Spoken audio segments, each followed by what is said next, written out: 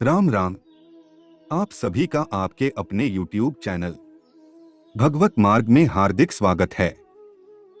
गीता में भगवान श्री कृष्ण ने रणभूमि में अर्जुन को जो ज्ञान दिया था वह गीता में बताया गया है। गीता में कुल 18 अध्याय हैं और उन सभी का अपना अलग अलग महत्व है। आइए जानते हैं गीता के 6वें अध्याय का महत्व क्या है।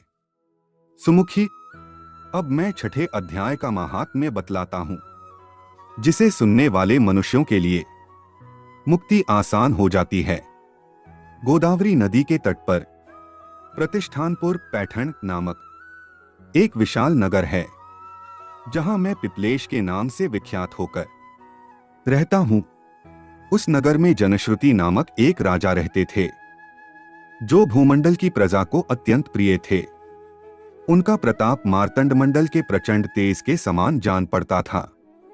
प्रतिदिन होने वाले उनके यज्ञ के धुएं से नंदनवन के कल्पवृक्ष इस प्रकार काले पड़ गए थे, मानो राजा की असाधारण दानशीलता देखकर वे लज्जित हो गए हों।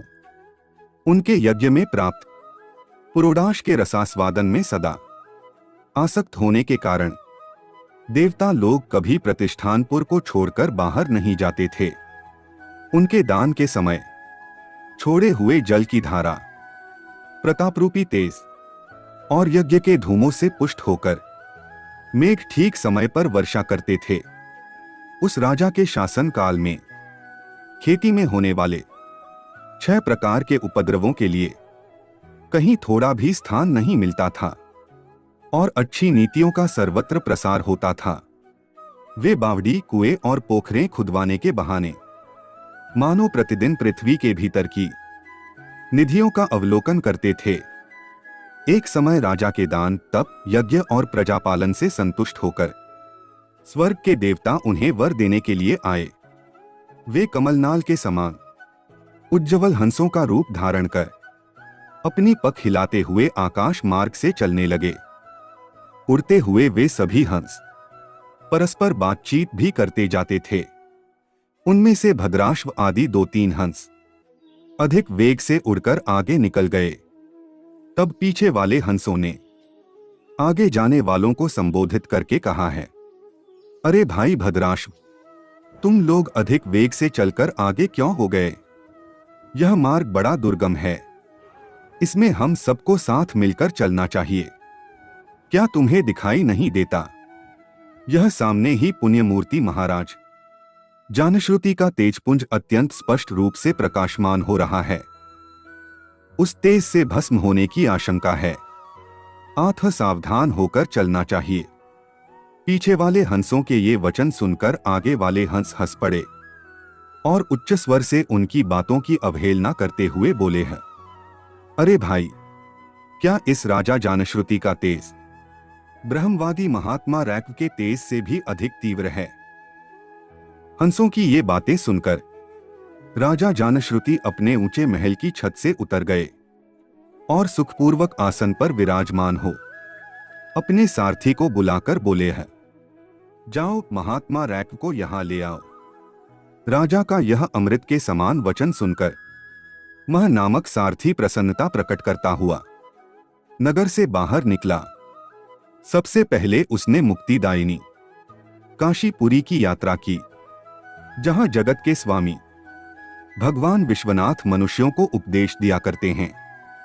उसके बाद वह गया क्षेत्र में पहुंचा, जहां प्रफुल्ल नेत्रों वाले भगवान गदाधर संपूर्ण लोकों का उद्धार करने के लिए निवास करते हैं। तदंतर नाना तीर्थों में भ्रमण करता हुआ सारथी पाप नाशिनी मथुरापुरी में गया। यह भगवान श्री कृष्ण का आदि स्थान है, जो परम महान तथा मोक्ष प्रदान कराने वाला है। वेद और शास्त्रों में वह तीर्थ त्रिभुवंती भगवान गोविंद के अवतार स्थान के नाम से प्रसिद्ध है। नाना देवता और ब्रह्मर्षि उसका सेवन करते हैं। मथुरा नगर यमुना के किनारे शोभा पाता है। उसकी आकृति अर्धचंद्र के समान प्रतीत होती है। वह सब तीर्थों के निवास से परिपूर्ण है। परम आनंद प्रदान करने के कारण सुंदर प्रतीत होता है। गोवर्धन पर्वत होने से मथुरा मंडल की शोभा और भी बढ़ गई है। वह पवित्र वृक्षों और लताओं से आवृत है। उसमें 12 वन हैं। वह परम पुण्यमय था। सबको विश्राम देने वाले श्रुतियों के सारभूत भगवान श्री कृष्ण की आधार भूमि है। तत्पश्चात मथुरा से पश्चिम और उत्तर दिशा की ओर बहुत दूर तक जाने पर सारथी को काश्मीर नामक नगर दिखाई दिया, जहां शंख के समान उज्ज्वल गगनचुंबी महलों की पंक्तियां भगवान शंकर के अट्टहास की शोभा पाती हैं, जहां ब्राह्मणों के शास्त्रीय आलाप सुनकर मूक मनुष्य भी सुंदर वाणी और पदों का उच्चारण करते हुए देवता के समान हो जाते हैं, जहां निरंतर होने वाले यज्ञ धूम से व्याप्त होने के कारण आकाशमंडल मेघों से धुलते रहने पर भी अपनी कालिमा नहीं छोड़ते, जहां उपाध्याय के पास आकर छात्र जन्मकालीन अभ्यास से ही संपूर्ण कलाएं स्वतः पढ़ लेते हैं, तथा जहां मणिकेश्वर नाम से प्रसिद्ध भगवान चंद्रशेखर देहधारियों को वरदान देने के लिए नित्य निवास करते हैं। काश्मीर के राजा मणिकेश्वर ने दिग्विजय में समस्त राजाओं को जीतकर भगवान शिव का पूजन किया था। तभी से उनका नाम मणिकेश्वर हो गया था। उन्हीं के मंदिर के दरवाजे पर महात्मा रैक्व एक छोटी सी गाड़ी पर बैठे अपने अंगों को खुजलाते हुए वृक्ष की छाया का सेवन कर रहे थे। इसी अवस्था में सारथी ने उन्हें देखा। राजा के बताए हुए भिन्न भिन्न चिन्हों से उसने शीघ्र ही रैक्व को पहचान लिया और उनके चरणों में प्रणाम करके कहा है, ब्राह्मण, आप किस स्थान पर रहते हैं? आपका पूरा नाम क्या है? आप तो सदा स्वच्छंद विचरने वाले हैं, फिर यहां किस लिए ठहरे हैं? इस समय आपका क्या करने का विचार है? सारथी के ये वचन सुनकर परमानंद में निमग्न महात्मा रैक्व ने कुछ सोचकर उससे कहा है, यद्यपि हम पूर्ण काम हैं, हमें किसी वस्तु की आवश्यकता नहीं है, तथापि कोई भी हमारी मनोवृत्ति के अनुसार परिचर्या कर सकता है। रैक्व के हार्दिक अभिप्राय को आदरपूर्वक ग्रहण करके सारथी धीरे से राजा के पास चल दिया। वहां पहुंचकर राजा को प्रणाम करके उसने हाथ जोड़कर सारा समाचार निवेदन किया। उस समय स्वामी के दर्शन से उसके मन में बड़ी प्रसन्नता थी। सारथी के वचन सुनकर राजा के नेत्र आश्चर्य से चकित हो उठे।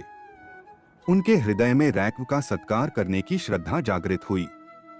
उन्होंने 2 खच्चरियों से जुती हुई गाड़ी लेकर यात्रा की, साथ ही मोती के हार, अच्छे अच्छे वस्त्र और 1 सहस्र गौएं भी ले ली। काश्मीर मंडल में महात्मा रैक्व जहां रहते थे, उस स्थान पर पहुंचकर राजा ने सारी वस्तुएं उनके आगे निवेदन कर दी और पृथ्वी पर पड़कर साष्टांग प्रणाम किया। महात्मा रैक्व अत्यंत भक्ति के साथ चरणों में पड़े हुए राजा जानश्रुति पर कुपित हो उठे और बोले, रे शूद्र, तू दुष्ट राजा है, क्या तू मेरा वृत्तांत नहीं जानता? यह खच्चरियों से जुती हुई अपनी ऊंची गाड़ी ले जा। ये वस्त्र, ये मोतियों के हार और ये दूध देने वाली गौएं भी स्वयं ही ले जा। इस तरह आज्ञा देकर रैक्व ने राजा के मन में भय उत्पन्न कर दिया। तब राजा ने शाप के भय से महात्मा रैक्व के दोनों चरण पकड़ लिए और भक्तिपूर्वक कहा है, ब्राह्मण, मुझ पर प्रसन्न होइए। भगवान, आप में यह अद्भुत महात्म्य कैसे आया? प्रसन्न होकर मुझे ठीक ठीक बताइए। रैक्व ने कहा है, राजन, मैं प्रतिदिन गीता के 6ठे अध्याय का जप करता हूं। इसी से मेरी तेजोराशि देवताओं के लिए भी दुहस है। तदंतर परम बुद्धिमान राजा जानश्रुति ने यत्नपूर्वक महात्मा रैक्व से गीता के 6ठे अध्याय का अभ्यास किया। इससे उन्हें मोक्ष की प्राप्ति हुई। रैक्व पूर्ववत मोक्षदायक गीता के 6ठे अध्याय का जप जारी रखते हुए भगवान मणिकेश्वर के समीप आनंद मग्न हो रहने लगे। हंस का रूप धारण करके वरदान देने के लिए आए हुए देवता भी विस्मित होकर स्वेच्छानुसार चले गए। जो मनुष्य सदा इस एक ही अध्याय का जप करता है, वह भी भगवान विष्णु के स्वरूप को प्राप्त होता है। इसमें तनिक भी संदेह नहीं है। ऐसा है गीता के 6वें अध्याय के पाठ का महत्व। आज के लिए इतना ही। अगर जानकारी अच्छी लगी हो तो चैनल को सब्सक्राइब करें, वीडियो को लाइक करें, शेयर करें, कमेंट करें। धन्यवाद।